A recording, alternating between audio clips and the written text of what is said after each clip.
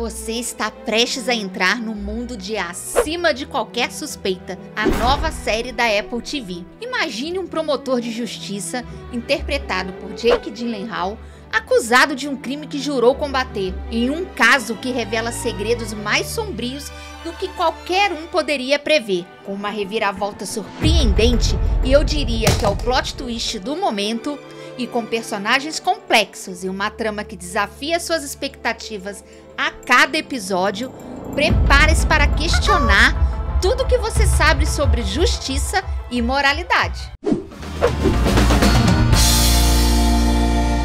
Olá, meus amigos fãs de reviravoltas empolgantes. Eu sou a Gabi e esse é mais um Pode Ver Sem Medo. Acima de Qualquer Suspeita é uma série policial com muito drama e mistério, e com 8 episódios que está na Apple TV. E eu, que sempre critico o número de episódios das séries da Apple, hoje venho me redimir e dizer que essa história foi muito bem distribuída nesses 8 capítulos. Ela é baseada no romance de mesmo nome, escrito por Scott Turow, e esta adaptação moderna reinterpreta o thriller legal, que foi originalmente publicado em 1987, e já teve uma adaptação para o cinema de sucesso em 1990, estrelada por Harrison Ford. E uma curiosidade, parte da razão pela qual Jake Gyllenhaal foi atraído para o papel principal aqui foi a perspectiva de trabalhar com David E. Kelley e J.J. Abrams, que são produtores do programa. David E. Kelley é conhecido por seu trabalho em séries legais de sucesso,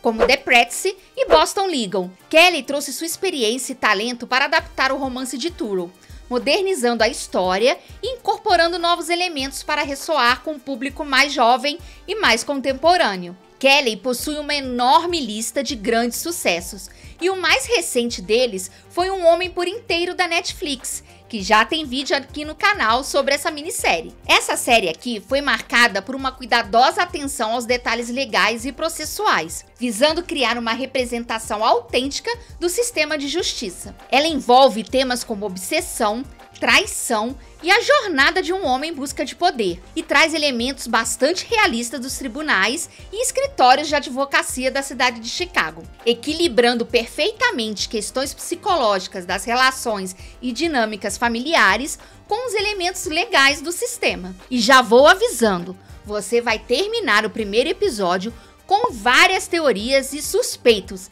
e eles vão mudando a cada acontecimento. Eu sei que metade dos personagens entrou na minha lista de suspeitos até o fim dessa série. E ela começa assim: meu nome é Rust, e eu sou o promotor neste julgamento, diz uma voz enquanto vemos um advogado diante do júri. Ele diz que qualquer acusado estará no tribunal num primeiro momento como inocente. É o que estabelece a Constituição. E se as provas mostrarem que ele é provável ou altamente provável de culpa do crime, o júri ainda assim deve votar como inocente. Meu trabalho é provar culpa sem sombra de dúvida razoável, diz ele. E baseados nesse fundamento que deveremos julgar os acontecimentos a partir daí. Rust Sabat, interpretado pelo Gyllenhaal, é o promotor-chefe adjunto do condado de Cook, Illinois. Durante um fim de semana com sua família, ele recebe uma ligação de seu chefe, o Raymond Horgan, informando que sua colega Carolyn foi encontrada morta em sua casa.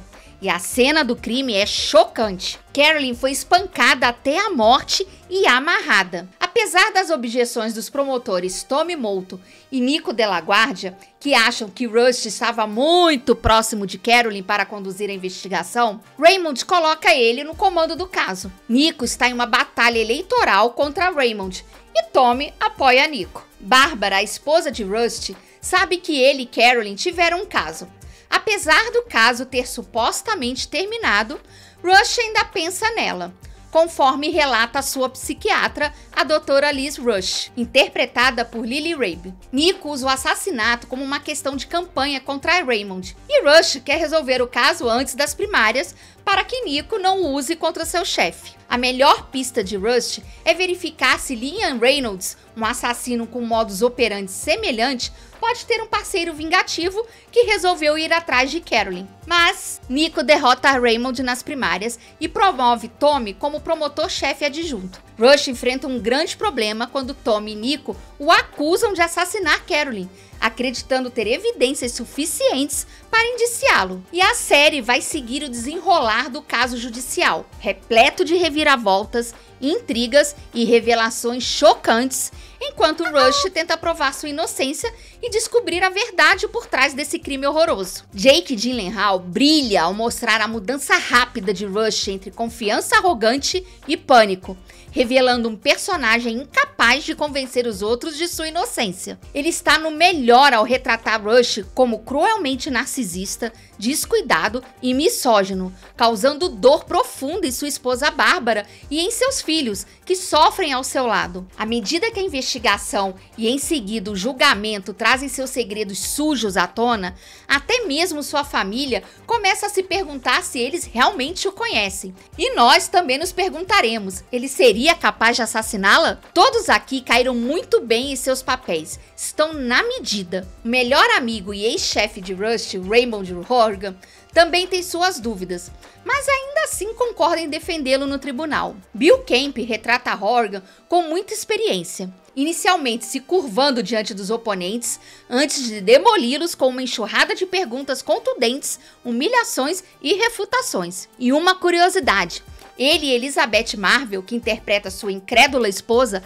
são casados também na vida real, desde 2004. Do outro lado do tribunal, o ambicioso promotor público Nick DeLaGuardia, interpretado por Otis Fagin-Bell, que já vimos lá em Conto da Aia como Jake, o marido de June, e seu assistente Molto, interpretado por Peter Sarsgaard, que na vida real é cunhado de Jake, casado com sua irmã desde 2009, entregam performances intensas e cheias de conflitos. Sarsgaard se movimenta com uma expressão constante de autopiedade, enquanto Fagin-Bell fala de maneira relaxada e anasalada, lembrando um aristocrata fazendo declarações enquanto se reclina confortavelmente. Além do trabalho profundamente sensível de Ruth Negga, como Bárbara, a esposa dolorosamente danificada pela infidelidade do marido, mas que se mantém firme a cada descoberta pelo bem da família, mas que você fica esperando o tempo todo que ela se erga e dê um basta a tudo isso. Em cada momento, a dúvida sobre as motivações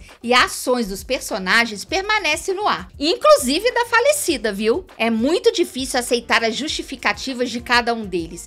É uma ginástica mental analisar cada circunstância. Além disso, a série é lindamente filmada, com uma estética sombria que se destaca, com cores desbotadas. A ambientação em uma Chicago tempestuosa é particularmente parte da narrativa, e em alguns momentos ela parece até uma Gotham City bem macabra. A série é muito boa em te manter envolvido no caso e tentando desvendar o que pode de fato ter acontecido e quem é o mais provável culpado. E conforme se aproxima do final, você se sente como júri no tribunal, sem evidências suficientes para chegar a um veredito. Lembre-se lá do começo, se há uma dúvida razoável, liberte. E por mais que você ache que já entendeu tudo e possa não se surpreender tanto assim com a revelação final, sim, a reviravolta desse fim ainda vai te pegar de jeito e fazer você se sentir muito satisfeito com o plot twist. E a identidade do assassino nessa temporada aqui,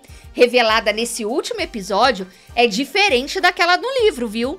Caso você já tenha lido, ainda será surpreendido. Então corre, assiste e volta aqui para me contar se você adivinhou o culpado antes do fim. E já foi anunciado que terá uma segunda temporada que irá se desenrolar em torno de um caso totalmente novo e cheio de suspense. E foi isso, pessoal. Se curtiu este vídeo, já deixa o like aqui, se inscreve se ainda não for inscrito e ativa o sininho para receber o aviso quando sair vídeo novo. E passa lá no meu blog, ó, que tá cheinho de notícias sobre o cinema. O endereço está aqui na descrição. Até a próxima!